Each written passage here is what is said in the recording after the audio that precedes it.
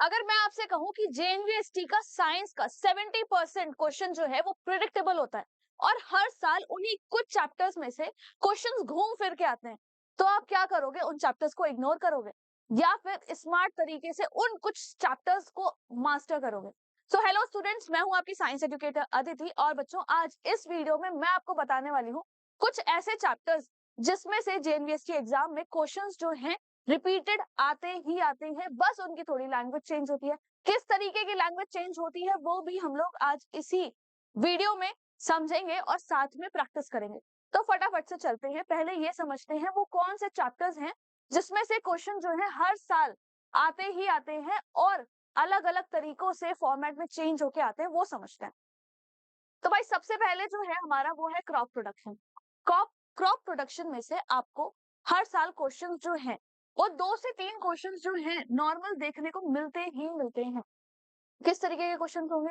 आपके type of crop से related होंगे कि खारिफ क्रॉप कौन सी है, ठीक है, राबी क्रॉप कौन सी है, उनके सीजन से रिलेटेड होंगे। अब उनको मैनेज करने के लिए कुछ एग्रीकल्चर प्रैक्टिसेस हैं, वो आपको फिंगर टिप्स पे याद होनी चाहिए। वहीं से क्वेश्चन जो है सिर्फ फॉर्मेट चेंज होता है, लैंग्वेज चेंज होती है, क्वेश्चन उसी पैटर्न का आता है। ठीक है, अगला जो हमारा चैप्टर है वो है हमारा रिप्रोडक्शन इन एनिमल्स, यानी कि जंतुओं में प्रजनन। यहाँ से भी आपको 2 से 3 क्वेश्चन देखने को मिलते हैं। अगर इसी में आप साथ ही साथ एडोलसेंस वाला ऐड कर दें, कौन सा? एडोलसेंस यानी कि किशोर अवस्था की ओर जो हमारा चैप्टर है उसको ऐड कर दे, तो आप 4 मार्क्स जो है अपने बिल्कुल पक्के कर सकते हो।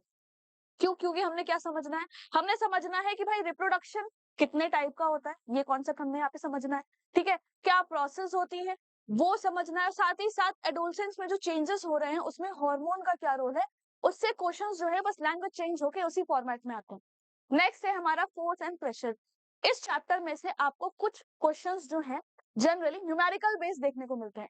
आपको क्या दिया हुआ है? आपको फोर्स दी है, आपको प्रेशर निकालना है, आपको एरिया दिया हुआ है, या फिर आपको फोर्स निकालनी होगी, प्रेशर और एरिया दिया हुआ है। ये फॉर्मेट में कॉन्सेप्ट के क्वेश्चंस जो है वो जरूर आते हैं। इसी में अगर आप ऐड कर दें कौन सा चैप्टर? फ्रिक्शन, तो यहाँ पे भी आप अपने 4 से 5 मार्क्स एकदम सिक्योर करके रख सकते हैं, क्योंकि फ्रिक्शन क्या है? एक तरीके की भाई फोर्स है। अब वो फोर्स कैसे इफेक्ट करती है, वो हमारे लिए अच्छी है बुरी है, क्या उसके एग्जाम्पल है, वो कॉन्सेप्ट जो है आपको कंबाइनली 4 से 5 मार्क्स आराम से दिला सकता है। नेक्स्ट हमारा जो चैप्टर है वो है साउंड, यानी कि ध्वनि।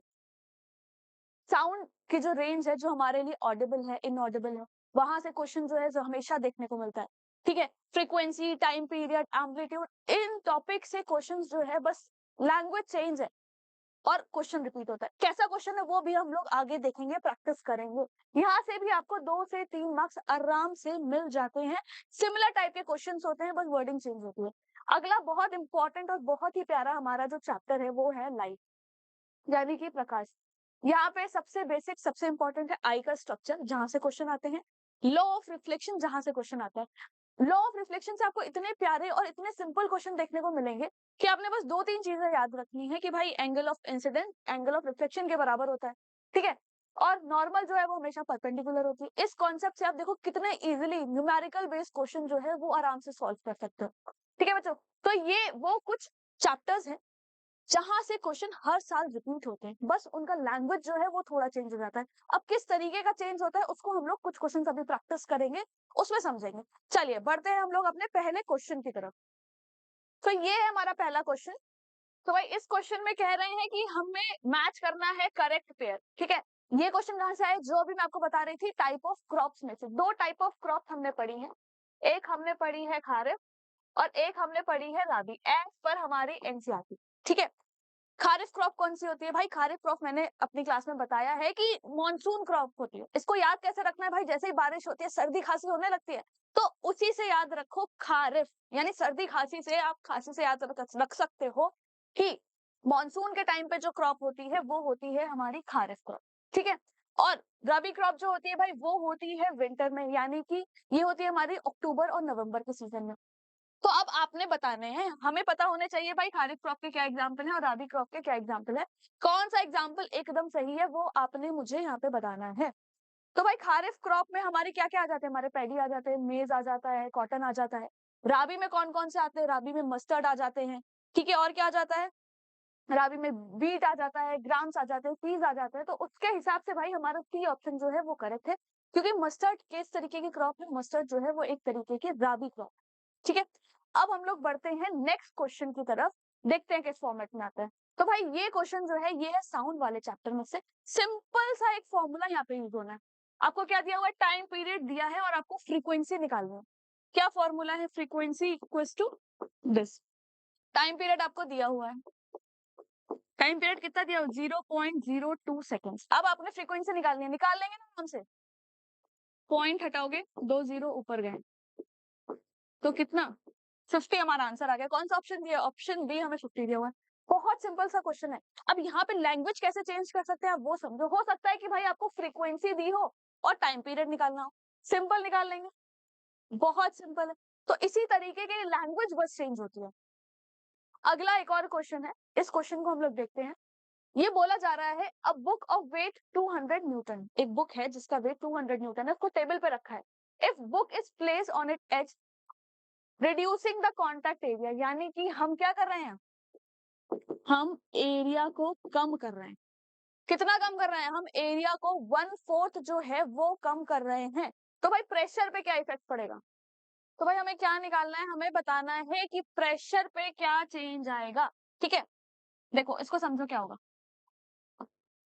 यहाँ पे क्या कॉन्सेप्ट है, देखो पी हमारा ओरिजिनल क्या है, फोर्स दी है हमको, कितनी दी हुई है, फोर्स हमें दी है 200 न्यूटन और एरिया हमें दिया हुआ है नॉर्मल। ठीक है, अब ये क्या कह रहे हैं, जब नया हमने क्या सिचुएशन चेंज करी कि हमने बुक की को कैसे रखा है, एज पे रखा है, जिससे उसका एरिया घटकर कितना हो गया है, 1/4 हो गया है।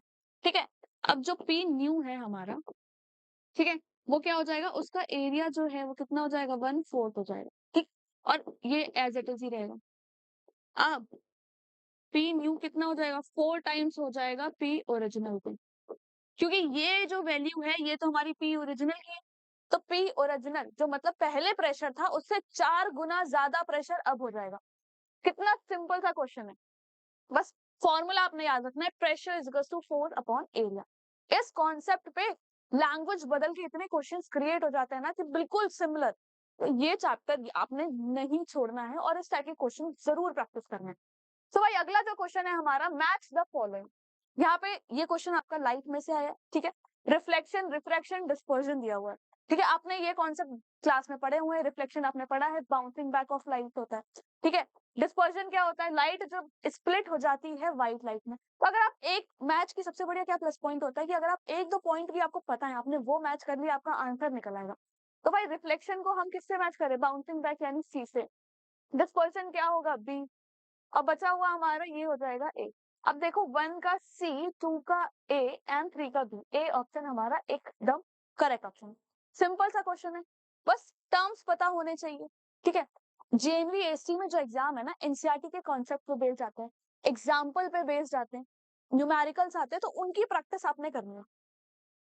अब अगला करेक्टली लेबल, आपको एक डायग्राम दिया हुआ है और आपने बताना है कौन सा क्या है, ये क्या है, ये एक्चुअली हमारे रिप्रोडक्शन वाले चैप्टर में से है। ये दोनों जो है एक तरीके के एसेक्सुअल रिप्रोडक्शन है जो हमने एनसीईआरटी में पढ़े हुए हैं। अब कौन सी इमेज हमें क्या बता रही है, भाई इसमें एक से कंप्लीटली दो डिवाइड हो रहे हैं, ये है हमारा बाइनरी फिजन। ठीक है, और इसमें छोटी सी कली बन रही है यानी कि बड बन रही है, तो ये क्या है, ये है हमारा बडिंग। ठीक है, अब देखो लेफ्ट वाले में हो रहा है बाइनरी फिशन, ठीक है, हो रहा है, बिल्कुल हो रहा है। राइट में हो रहा है बडिंग, बी ऑप्शन हमारा सही है।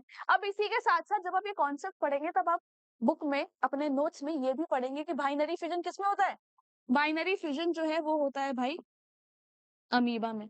ठीक है, बडिंग किस में हो रहा है, ये हो रहा है हाइड्रा में।